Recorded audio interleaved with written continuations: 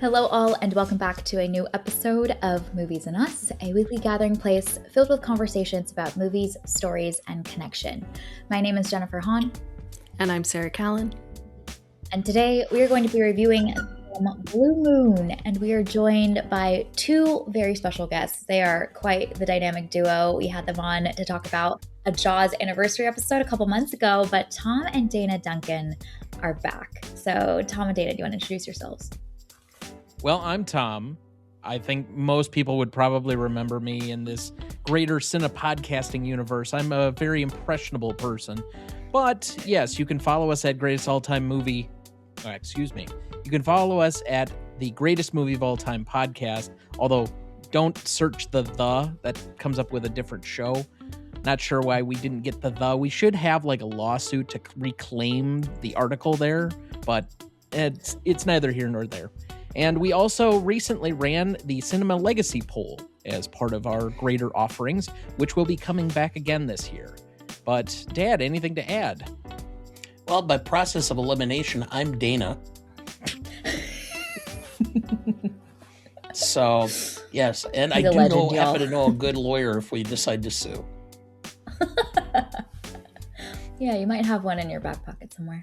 Yeah. Well, I was literally studying defamation like 20 seconds before we went on air, so there's that. Well, if you want to study defamation, all you have to do is watch what Trump does and do just the opposite, because he never seems to win anything. That's not true. He's settled a lot of things recently, and he's going to settle with his own Justice Department again for the second time. Yeah, this that's time only to the tune of because $10 people billion. are trying to. Yeah, it's only because people are trying to buy him off. Anyway, neither here nor there. We're starting off strong, everybody. So, let's follow up the politics with perhaps a discussion about art and how art is created from the past, shall we? So, Sarah, do you want to kick us off with an IMDb summary for Blue Moon? Sure. Tells the story of Lawrence Hart's struggle with alcoholism and mental health as he tries to save face during the opening of Oklahoma! !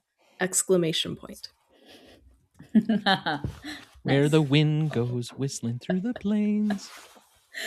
All right, so let's share our one-sentence summaries in Movies and Us tradition. Tom or Dana, would you like to share your one-sentence summary first for Blue Moon?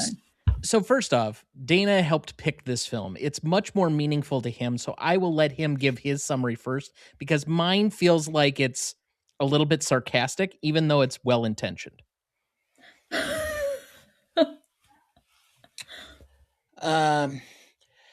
Basically, it's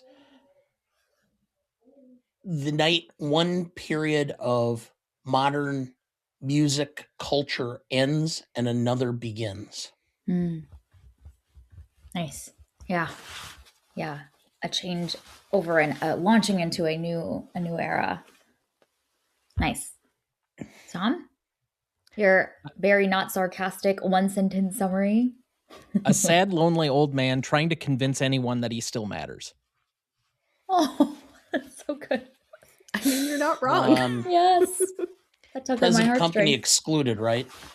Well, I thought there was a reason it resonated with you so much. Yeah, okay. If you want more of that, go listen to the Gmote podcast episode of Raging Bull, in which you will get that and much, much more. So, if you would like your eardrums to be on fire with the spice, Raging Bull episode. It's a great discussion. Some father-son love. Yeah. Sarah, what is your one-sentence summary for Blue Moon?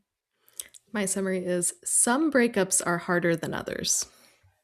Oh, all right.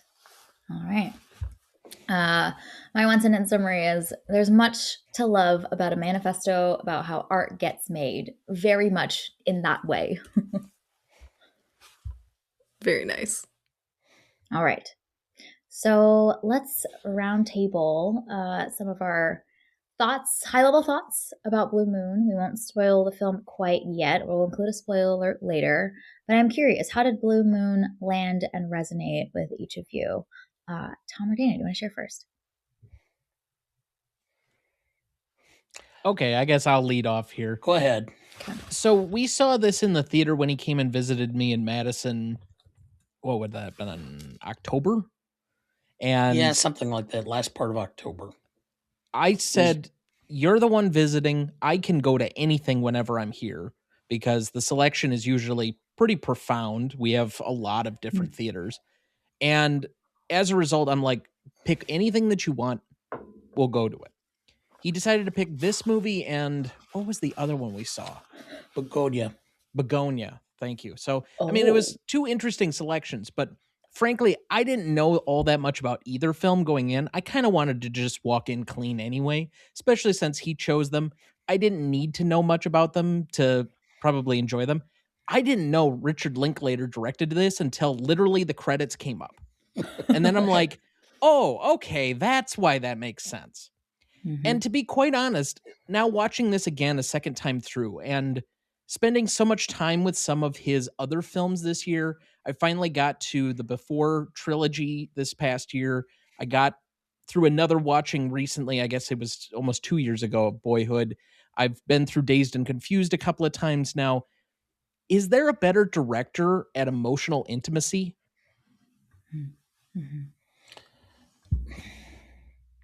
Would be difficult to say. I mean, at least currently working. Yeah. That not everybody's going for that, but I feel like Linklater wants to give you those intimate moments into somebody's soul almost. Yeah. And So- it feels like he cares deeply too about the subject in which he is inviting you to inhabit their mind, their heart, their desires, their dreams, their disappointments for a period of time. Yeah, so good. Dana, what about you? How did Blue Moon land with you? And why was this your pick, actually, out of the two you got to choose This from? is catnip for me.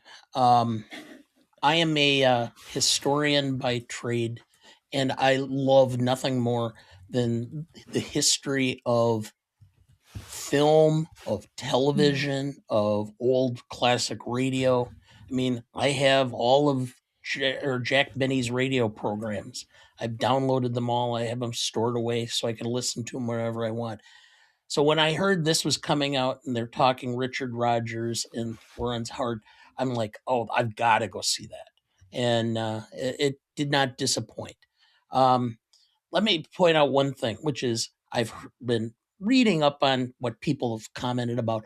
Oh, this isn't accurate. This, okay. You know what the number one genre for books right now is? It's historical fiction. Historical fiction, yeah. Okay, that's what this is.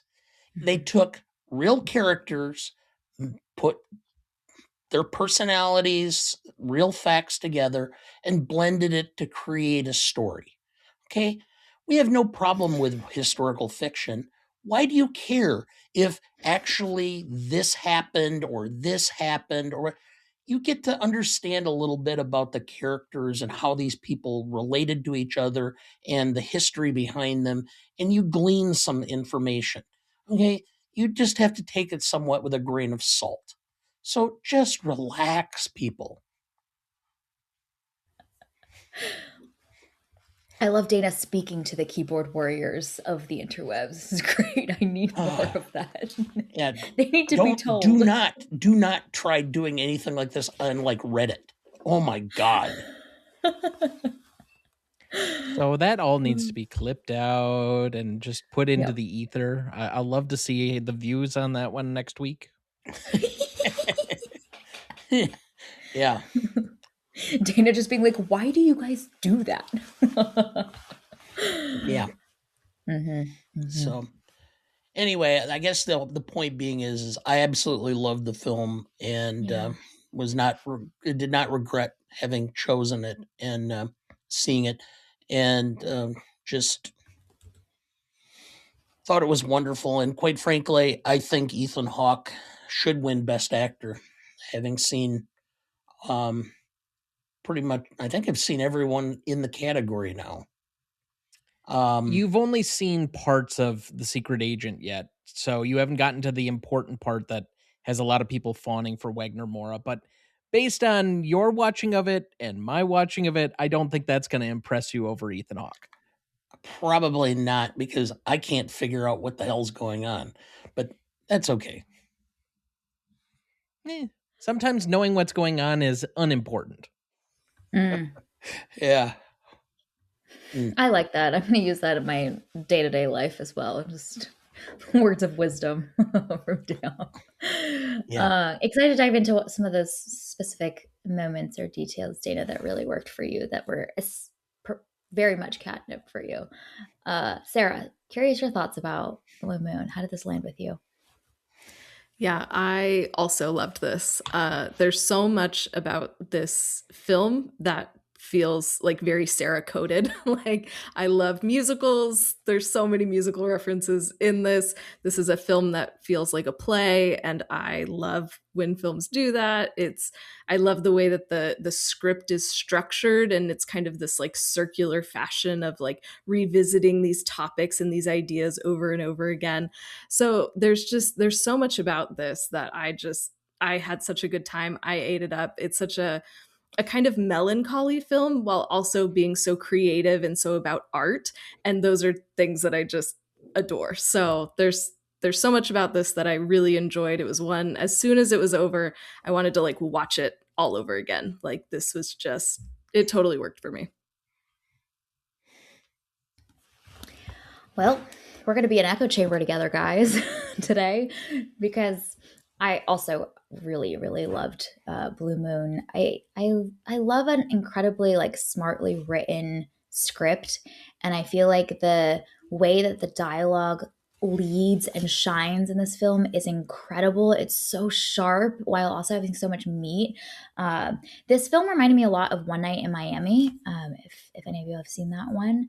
2020 film, Regina King directed, a story by Kent Powers, and it's very much like people sharing perspectives and talking in rooms and sharing their hurts with each other, but also having a lot to say about the nature of the society and the dynamics that they're living in whatever space that they're occupying. And that feels very much like this film. I feel like I could spend like hours just listening to Larry just voice and share stories and voice opinions on the state of art and the industry and all that kind of stuff. And a lot of what he talks about are things that I'm particularly like fascinated by, around art made for the masses versus art that is made to say something and move people in a deeper way. And a lot of times he's kind of being an asshole, but I'm like, but I agree with you. So I think that was kind of a fascinating experience and a really interesting character study as well.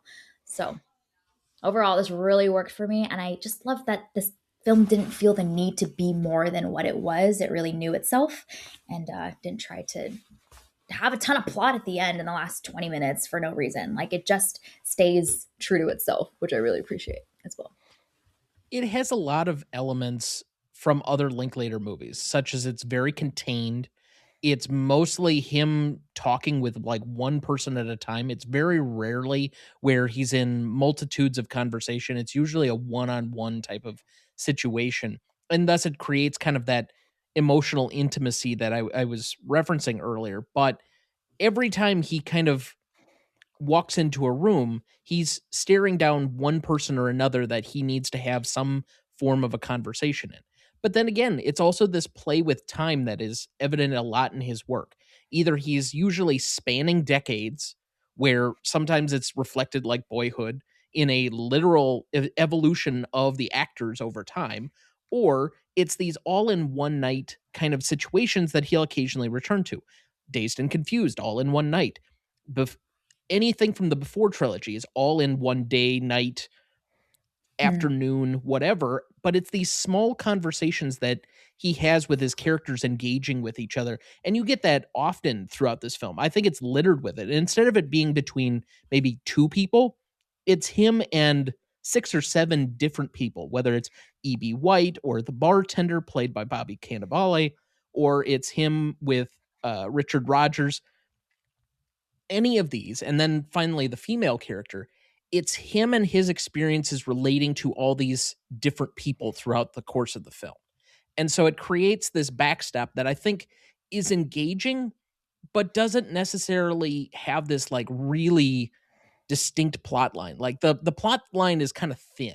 Like there's not a lot of rising or revolving action. It's just how this guy is feeling throughout the course of the film. Well, and the part about this that I enjoyed the most was it was an actual three-dimensional character. It would have been real easy to kind of go, well, this guy's an alcoholic because he's a closeted homosexual. And that's the extent of it. And that would have been the cheap, easy way of doing it and blah, blah, blah. No, they didn't do that. They went and developed and said, this guy's got a lot of different things going on in his life, his art, his appreciation, his difficulty in dealing with others, all this stuff. And all of this is a package that you have to kind of put together. And it's not like you can just unravel it in a 2 hour movie and figure out what this guy is all about. Can you really argue that he's closeted though when he's celebrating half to erect penises?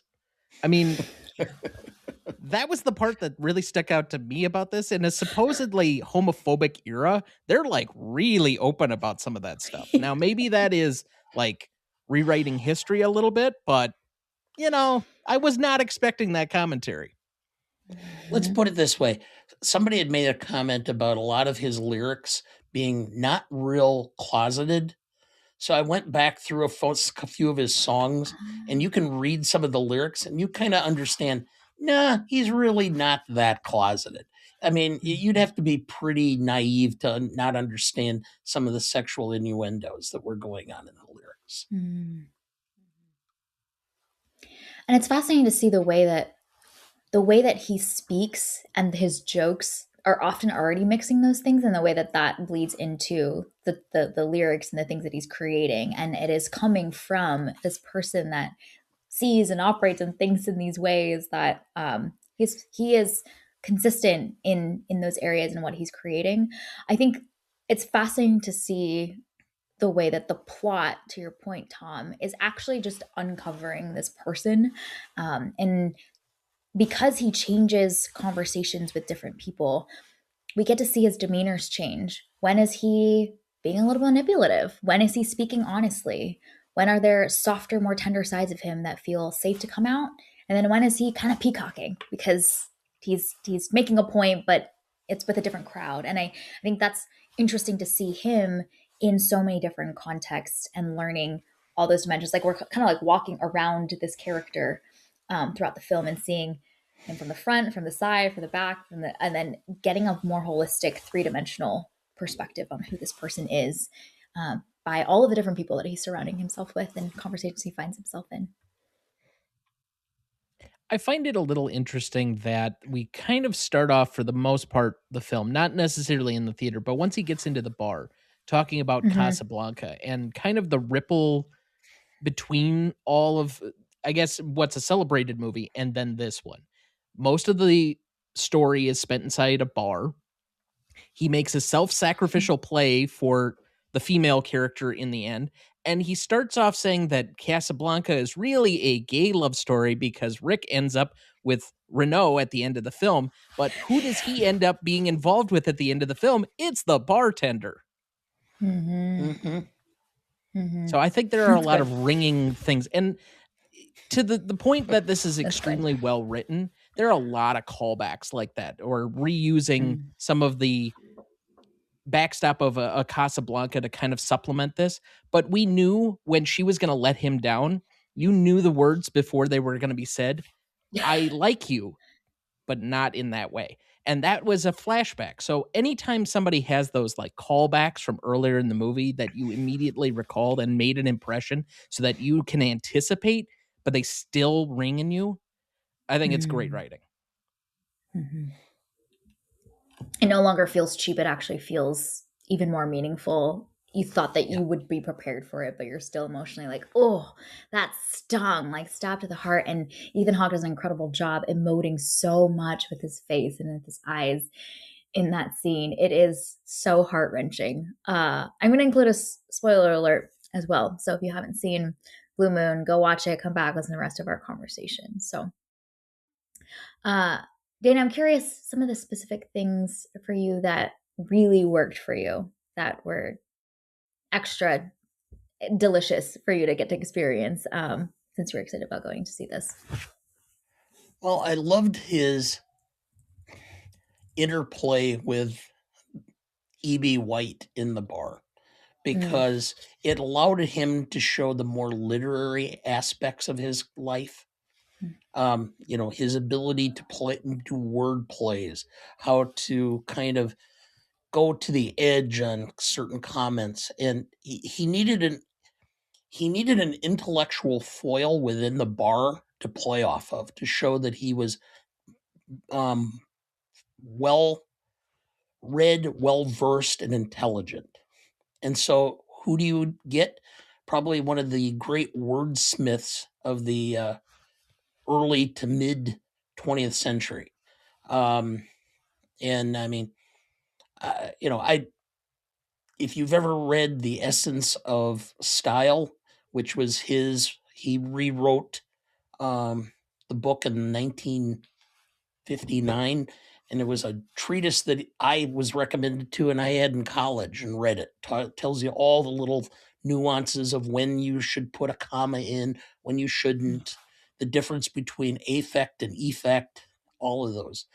And so obviously White is well regarded to that extent. And I loved the interplay that they had in the couple of times. I could have sat and watched that for another half hour of just listening to them talk about writing, style, stories about writing. Um, I personally think that it would be an awesome show to get people from diverse backgrounds, have them sit down at dinner and have somebody who's a great facilitator just getting them to share stories with each other type of deal. Mm. So that just was really a great plot device for my enjoyment. And to your point, Tom, like the script is so well written so that those types of conversations, all of these little conversations, they're so dynamic in the writing that it's Mm. so interesting to watch. It's just these two people having a conversation, and Dana, I loved that moment with him and E.B. White, but there's just so much happening in that because the words that they're using are so dynamic, so interesting. Their interplay and kind of the rhythm of the dialogue that they're exchanging is just so fascinating to experience. And yet, by the same token, he has just very common interplay with the bartender throughout, and he can go from one to the other without any batting of the eye. Mhm. I think narratively too, what makes that conversation really satisfying is the way that we see for the most part up until that point. I think 40 minutes in, it's just him talking to the bartender. I think his name is Eddie. But a lot of it is Eddie and the piano player reacting to Larry's stories, and Larry's kind of putting on the show, telling all the stories. He is in the spotlight, but they aren't able to kind of like match him fully in being able to do that interplay. And so it's so satisfying when we get to see him with E.B. White because it feels like there's this kindred spirit, this equal that can kind of go to bat together with him as they're sharing bi-directionally instead of where we land at the end of the film as well, which is once again this incredibly dynamic story from Larry, but he's sharing it outwards versus being able to kind of ping pong back and forth with someone who can play together with him in that way. And so I think that was also neat to see is just how long we get to see him kind of be in the center, but now he's got a companion, he's got an equal, he's got someone who can do it together with him, which I think they feel immediate camaraderie with each other as well when they meet and have that conversation. There's clear rapport chemistry as they're like, oh, okay, you can do this too. Let's go to bat. Let's spar together. Let's share mind space together in a way that's really satisfying. It feels for both of them. The other thing that I loved around the E.B. White of it all in this film is you see him in the corner, all the way leading up to before Larry ever engages with him. And so he's Yeah. just kind of there. You know that he's listening, you know that he's aware of what's going on. And Larry engages with him a little bit at first to almost like test the waters before they have that whole engagement. And then Larry leaves for a little bit, and when he comes back, E.B. White is gone, and you feel his absence because he's been sitting in the same spot the entire night. And so I loved visually that you, because he was in the frame for so long, you feel his absence once he's gone. And E.B. White got what he needed, and he's presumably going to go write Stuart Little, and so I loved that intentionality and how this is blocked and shot.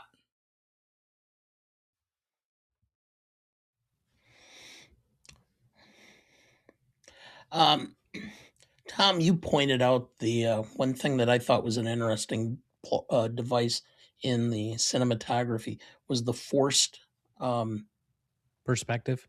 perspective to Yeah, make.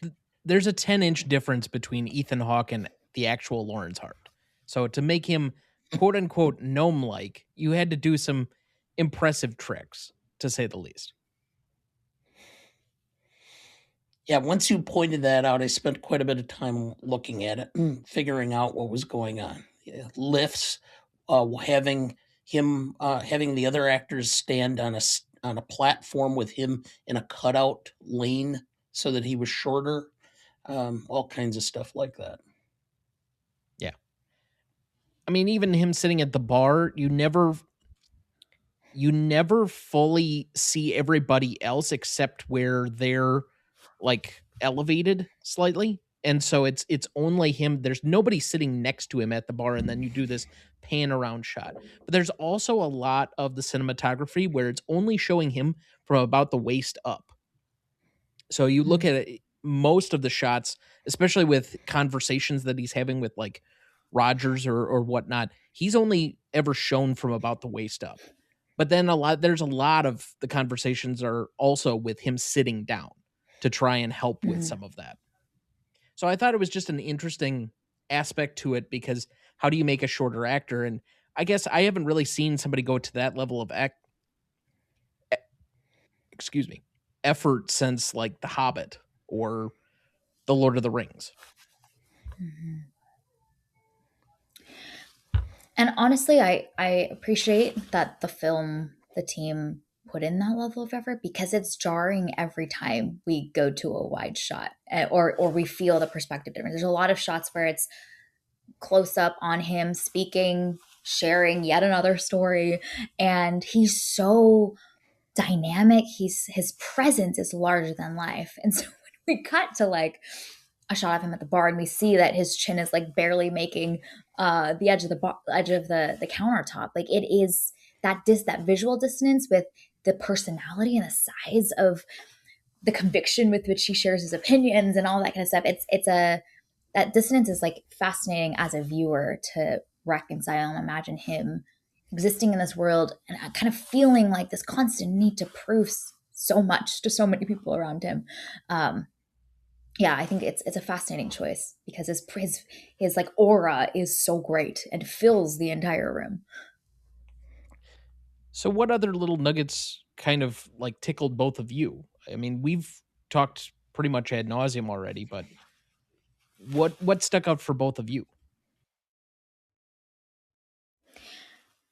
Yeah, one of the things that I absolutely adored is the film's thesis through Larry about art and the way that sentimental is too easy. And is honestly Larry's whole rant about Oklahoma exclamation point I think is so interesting. He's clearly very bitter, but he has a lot of fascinating points around like the way that art that is powerful is unafraid to offend. And there's this constant, like I think as we talk about this a lot with films too, but the dissonance between art and commerce, like what is appealing to the masses? What do the masses want? What makes them feel comfortable and happy versus art that challenges them, art that's emotionally complicated, art that invites them to engage. And I think it's interesting to see the landscape of films kind of find clear direction in one of those areas and are branded to be one or the other. And so I really loved that whole opening sequence where he's just going on and on and on about, gosh, like, why don't we have the audacity to make art that is unafraid to say something? Instead, we get like the splashy spectacle stuff, which is fun, which is nice. And I love the way that Eddie challenges him in that. But uh, man, I could listen to that rant frequently. It is perfectly capturing a lot of what like my mind has been circling on the last year or two. And he said it more beautifully than I ever could have. So I But loved I don't that bit. I thought that was so interesting. but I don't think we have to choose necessarily. Like, it's not actually a competition between what is entertainment and what is art. It's somehow part of both. I mean, there are people that are so entertaining, but they're so skilled in being entertaining that it is art by itself. A comedian that's just so at the top of his level, that could be art in itself. And I guess that's where I would push back on the notion of that, because funny enough, this is a very sentimental film that is being produced. So is it really criticizing sentimentality as being cheap and easy to play off of? I'm not sure I would go that far, because ultimately, I think a lot of us are looking for a way to connect to something. We're looking for a reaction. We're not necessarily Mm-hmm. looking for a strong reaction, but why do we go to the movies? We go to be entertained, and we look for to see ourselves in somebody else, see our stories resonate in a larger context, and to feel understood through somebody else's story. And so I don't know if I would necessarily agree with the criticism, and it feels a little bit high minded, and especially against what the film is actually accomplishing, for me at least. Well, one of the things I thought that was pivotal in is this is the start of what could be described as art for the masses, because it started a trend in musical theater where it was more open to broader tastes, and it started television, and it started every, and you stop and think about it. We get to the point where we have Andy Warhol pointing out that art is even a Campbell's soup can. Um, so, and you look back, is art always there? Early television. I mean, the fact that we still, in this day and age, some 70, 80 years later, are watching I Love Lucy. Is I Love Lucy in and of itself an art form?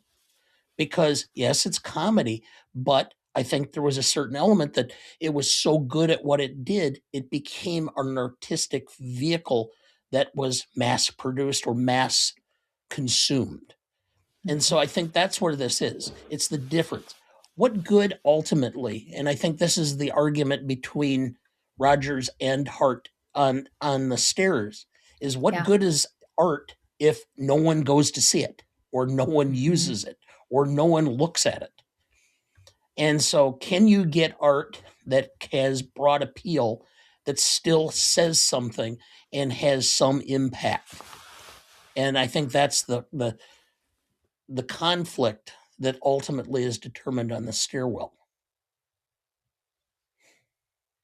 And the other kind of theme that really stood out to me is this idea of like the immortality of art. And you create these things and it lives on. So the I Love Lucy example is a great one, that has lived on and really influenced and shaped so much of TV and so much of comedy over the decades. And when Larry is talking about, he compares himself to Shakespeare, which is quite an assertion. But even like thinking about the things that he created, the words that he penned living on, and there are still songs that are sung and consumed today that he wrote. And so I think that's just a really interesting thing to think about, that we can create things that will long outlast us. I didn't check, but I'm wondering how many Michael Bublé albums have a song that was written by Lorenz Hart. Yeah. 3. Yeah.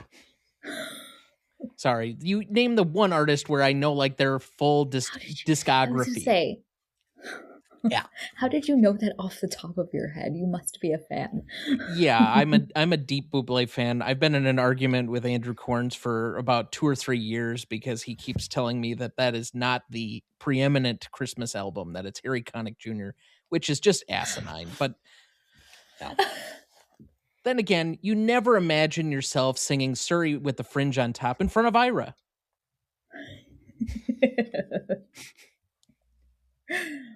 There was like no hesitation. It was like an immediate 3 with the conviction and confidence that came with it as well. So You ask Tom you onto the revealed, show, you get full Tom. you I don't know what revealed, to tell yeah, you. you revealed your cards. So, just as a point I wanted to make at some point, and I'll just throw it out, but every time I see Andrew Scott in something, I am just floored. I think this guy is so great.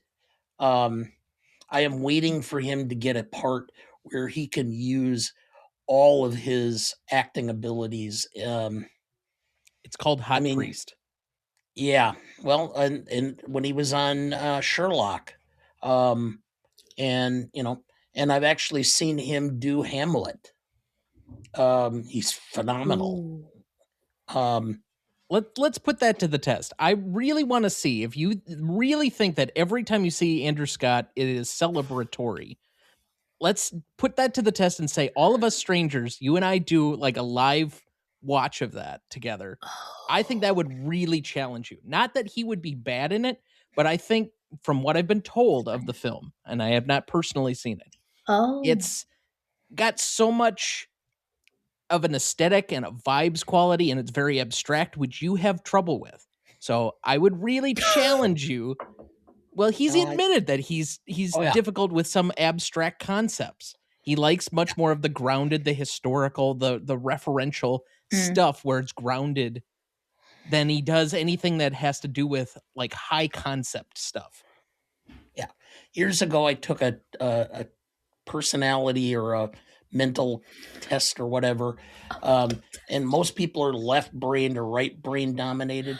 I'm Mm. front lobe dominated. There's only like Oh. 3% of the world that is.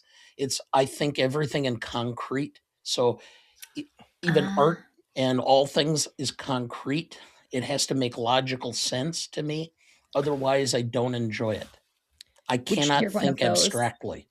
completely begs the question why you're an attorney, given that being an attorney is almost all about hypothetical questions.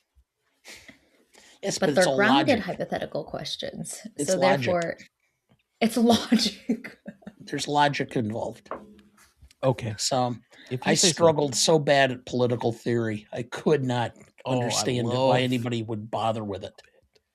Yeah, I was gonna say you had a son that seems to be fascinated with the hypothetical and the possibilities. Is that true, Tom? let me read political philosophy all friggin' day. I will go Just an between that and unwind economic session. theory. Like I'd Oh love to man. chat on Rousseau and I'm trying to think Thomas Malthus. Yeah, Mm. give that to me all day. I'll take it in spades. Him, yeah, he'll read some Um, dense nonfiction book about a general from 1865. That Yeah. makes me want to like go to sleep immediately.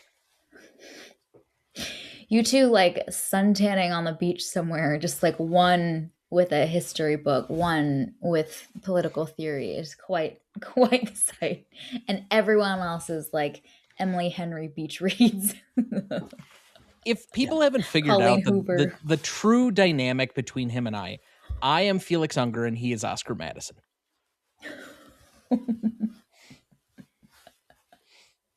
How do you feel about that, Dana? I'm not going to argue. Oh, all right. That's as I'm good not as you're gonna quite get, as much Tom, of a from him. slob, but I am much more of a curmudgeon. Okay. Sure. Okay, Moving other on. choices that Blue Moon makes.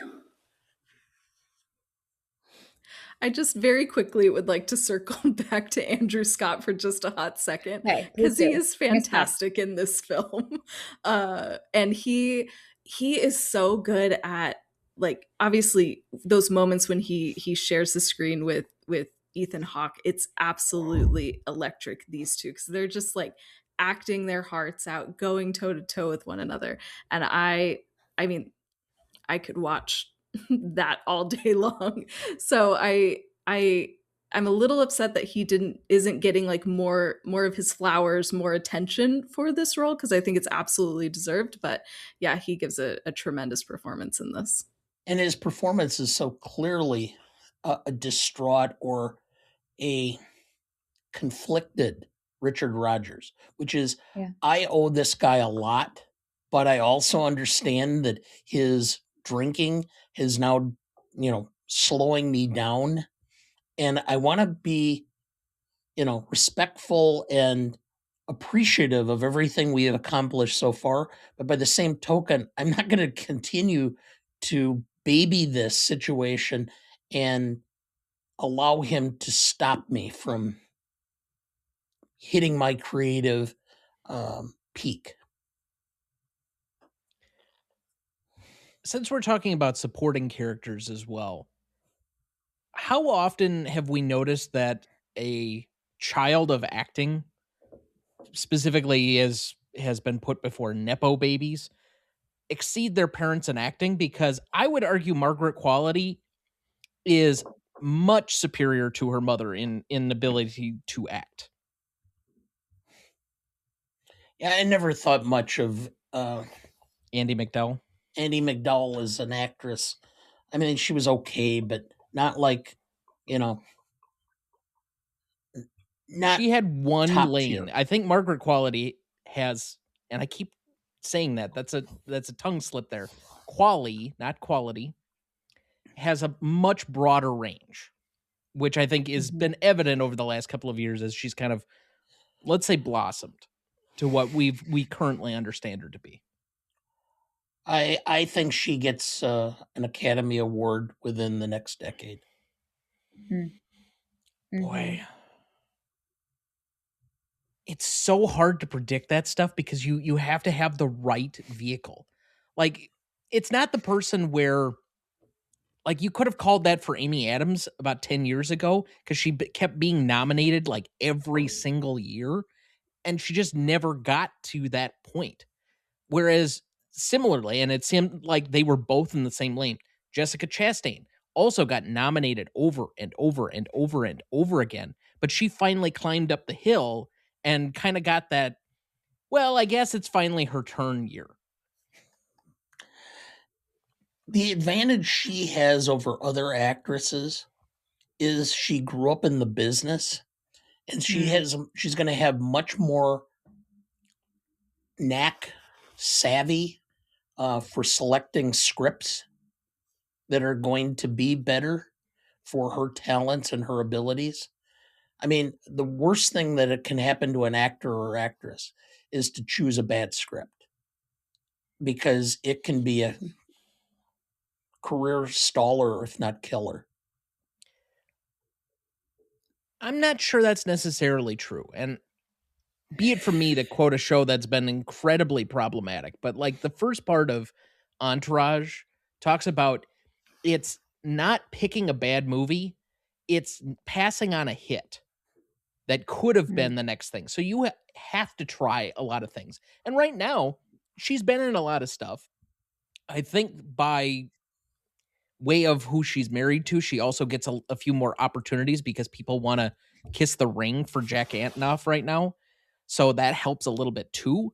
But she's been good in the stuff that she's been given, and she's working with quality people. And I think if we've seen anything over the last, I don't know how many years, whether it's Chalamet talking about the advice he got from Leo, and Leo specifically saying, always work with good people, over Mm. and over, the people who seem to work with good directors, good writers, tend to be the ones that end up succeeding or getting higher placement overall. Well, how many times especially have in we like, seen an actor or actress who gets tied to a particular director? Well, Ethan Hawke specifically to Linklater, Yeah. they're already talking about the next project that they have basically done. I think it's in editing or post production right now, and they're already talking about this. And I think Hawke is supposed to be in his next decade spanning film that does this like Yeah. long evolutionary filming project. I Yeah. just hope Hawks Linklater finishes commented. that before he dies. Yeah. yeah, I was gonna Hawks say commented we about can't the get another film like he's 10 doing year. with. Yeah. The film he did with Linklater that's coming out next year. He's already commented that he thinks this is going to be one of the greatest films in American cinema history. It's Oh man, Linklater's opus. no Well, pressure. yeah, No right. big deal. Way to Yeah, I'm set like, expectations low. I don't know if that's like PR genius or like suicide, but like it I didn't didn't work for get to do the Megalopolis, interview. so Well, I just don't think other than Boyhood, which at the time felt like the favorite coming into that year, or that year. I guess before the last couple of awards, and then it seemed like Birdman took over like right at the end, as a lot of films in that period of time at the Oscars seemed to do, where it was like we're going to champion the film, champion it, and then somebody comes from behind and wins. It's kind of from that Crash era up until through probably 2020 when we kind of got to Nomadland, because now we've started where we basically crown something almost 6 months in advance of the Oscars anymore. Like Mm-hmm. Oppenheimer was that way, and Everything Everywhere All at Once was that way. I Mm-hmm. guess Coda's the only one out of the last like 5 years that's really bucked the trend. But even Anora felt somewhat inevitable, and this year, kind of one battle after another feels inevitable. Another.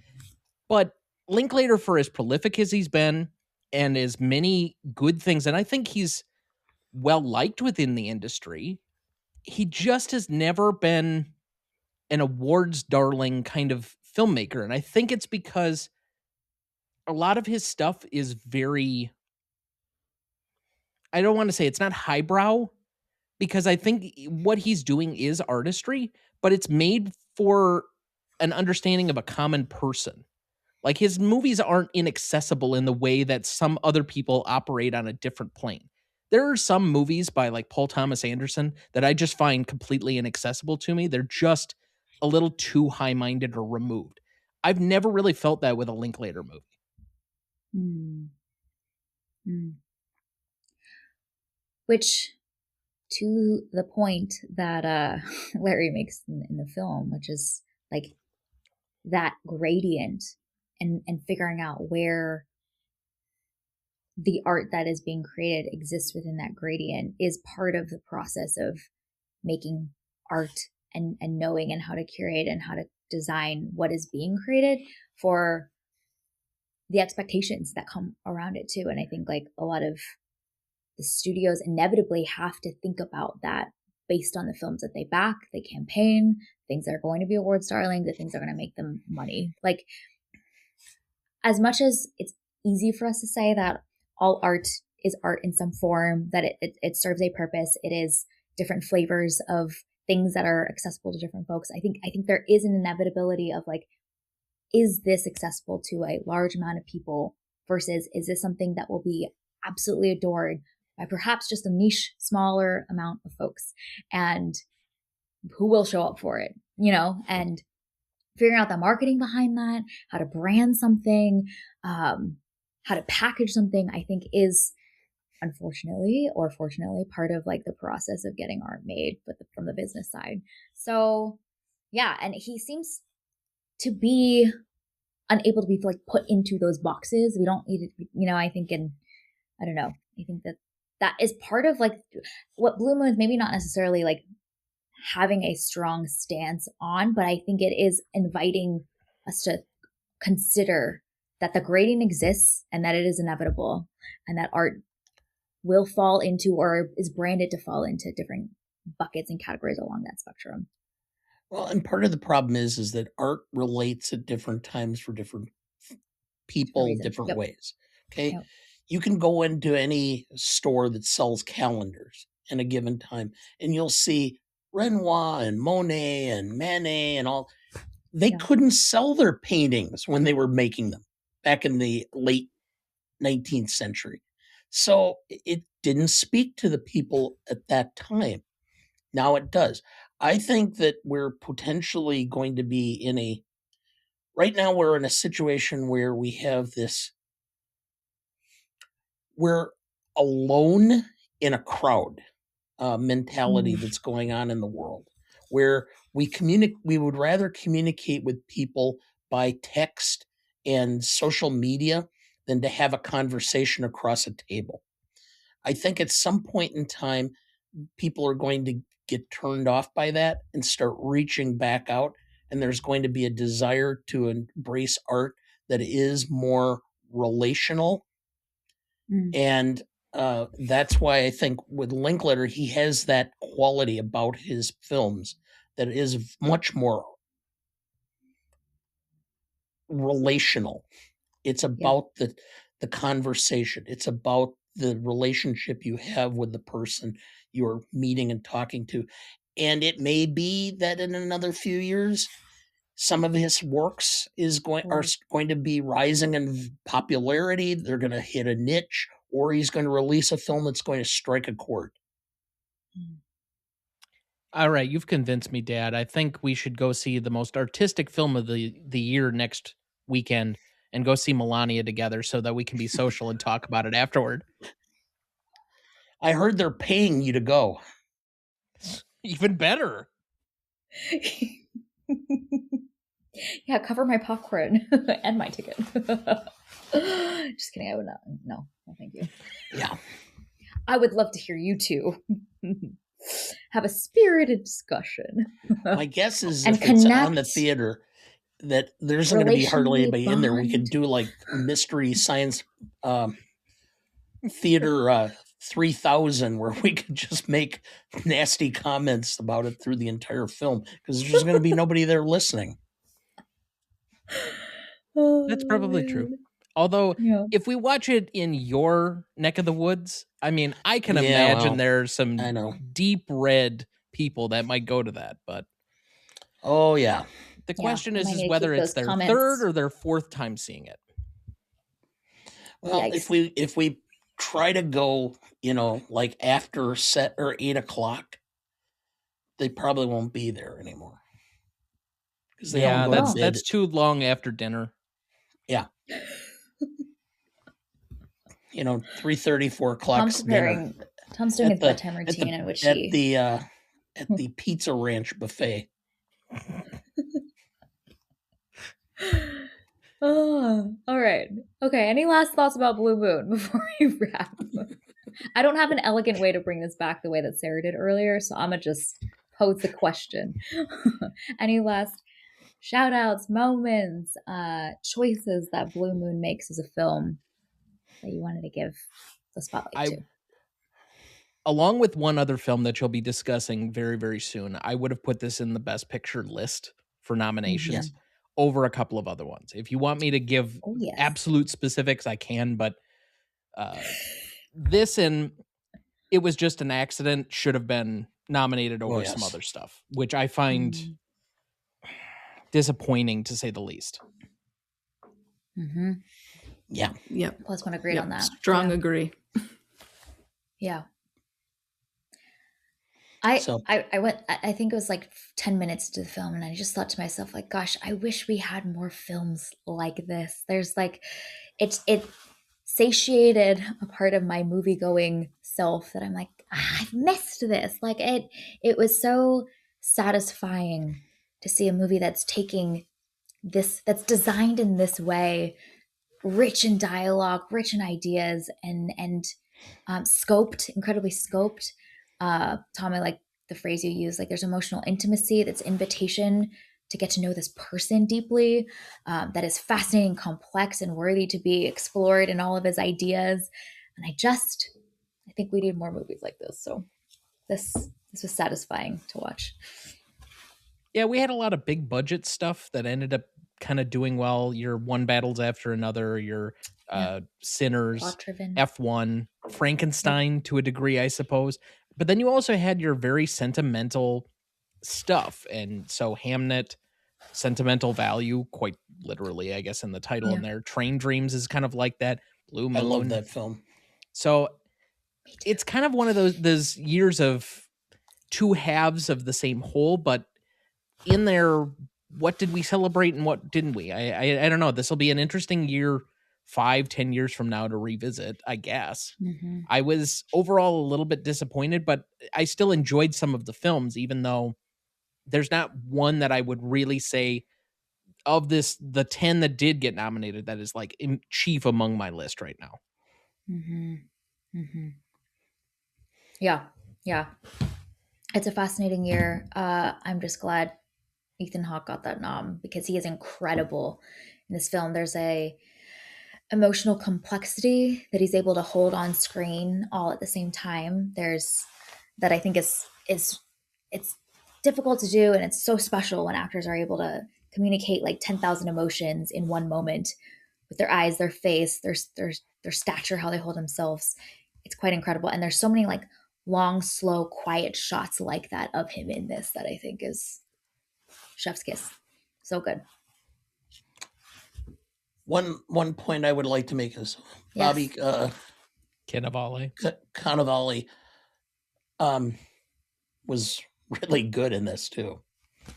He's another guy with a lot of range as a supporting actor, but you seem to like him in a way. Even when he's the villain, he's got this ineffable quality to him.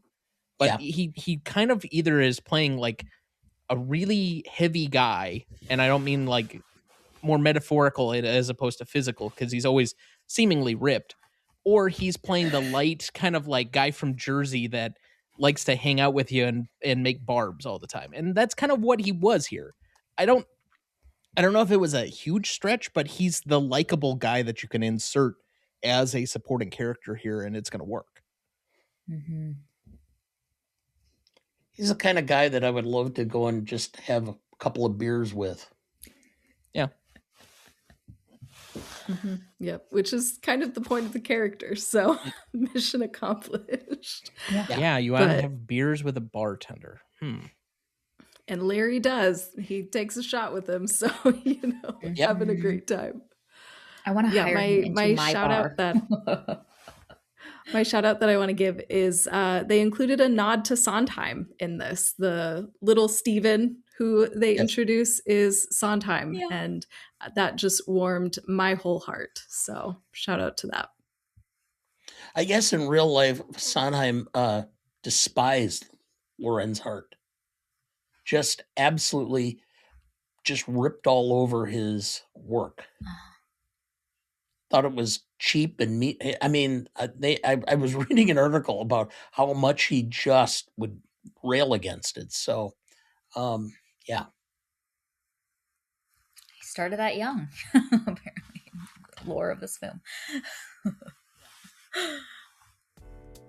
All right, well, this is our review and discussion of Blue Moon. Thank you both, Tom and Dana, for sharing your thoughts, commentary, just love for this film with us. It's a great discussion. Where can people find more of you both? Greatest of all time podcast, content, all that goodness, more spice, more barbs between the two of you, and also lots of insightful commentary about film as well. Well, as always, thank you for having us. We are always glad to be on. You can find us at Gmote Podcast, wherever you get social media, including on Letterboxd, where Dana just finally got his own personal account. So if you want to follow him there, that's at Dana W. Duncan 63. You can also find us on YouTube, Instagram, Twitter, Blue Sky, TikTok, and as of recently, Threads. You can find us on our website, RonnieDuncanStudios.com/Gmote Podcast. That's Ronnie with a Y, not an I-E. Or you can find us at our email address, greatestaltimemoviepodcast@gmail.com. So wherever you get your podcasts, we're either in video or audio, come and find us. Love it. We will include links to all of that goodness in the show notes. So go follow more of Tom and Dana. Very exciting, Dana, to be you're now on Letterboxd. I would be eager to see just like one-liners from you on films. I think it'd be so funny. I've seen a couple of films that were nominated so far this year that I've put on Letterboxd that I really, really liked. So Very nice. Very nice. Well, thank you both. We always love the tie. We always love the conversation. So insightful, and I can't wait to see what y'all put out next too. And there's some good stuff that they have coming up on their docket. So go check out Tom and Dana. All right. Well, thanks for having we will us. see all of y'all here on the feed soon. We're doing more Oscar films. We're doing our homework to make sure we're going in, having watched a lot of the things that are getting recognized this year in the awards season. It is our Super Bowl period, so very exciting. We'll see y'all very soon. Thank you for listening to today's episode of Movies and Us. We are part of the Movie Archer podcast network, so check out moviearcher.com to learn more. Our name sums it up. We're all about movies and the powerful ways we can connect with each other and the world around us. This podcast is about all of us and our shared stories. You can subscribe to this podcast on Spotify, Apple Podcasts, or wherever you tune into your favorite shows. Drop us a rating review, letting us know your thoughts about today's episode. Connect with us on Instagram, Threads, and Blue Sky at Movies and Us Pod, or email us at moviesandUsPod@gmail.com. Check out our website, andusmedia.co, for the latest on Movies and Us and our other podcast, TV and Us.